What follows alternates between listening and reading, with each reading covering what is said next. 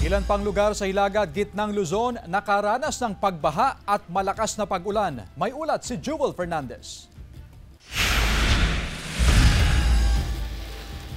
Binayo ng malakas na ulan ang Lawag City sa Ilocos Norte kahapon. Halos mag-zero visibility sa kalsada dahil sa lakas ng ulan. Lampas gutter deep naman ang baha sa ilang kalsada kaya pahirapan ang pagdaan ng mga sasakyan. Mabilis din namang humupa ang baha pagkatapos ng ulan. Binahari ng ilang bahagi ng barangay 1, 2, 3 at 15 sa San Nicolas, Ilocos Norte. Patuloy na nakararanas ng malalakas na pag-ulan sa lugar. Sa Ilagan City, Isabela, kulay putik na baha naman ang bumungad sa mga residente ng Barangay Cabecera 23. Naging maputik din ang ilang daan sa lugar. Namerwisyo rin ang matinding pag-ulan sa probinsya ng Nueva Ecija.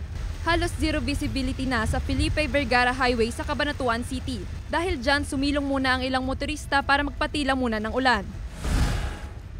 Malakas na buhos ng ulan din ang naranasan sa bayan ng Gimba. Bumaha rin sa ilang kalsada roon. Naging pahirapan tuloy ang pagdaan sa kalsada lalo na sa mga maliliit na sasakyan. Agad din namang tumila ang ulan at humupa ang tubig sa kalsada makalipas ang 1 oras.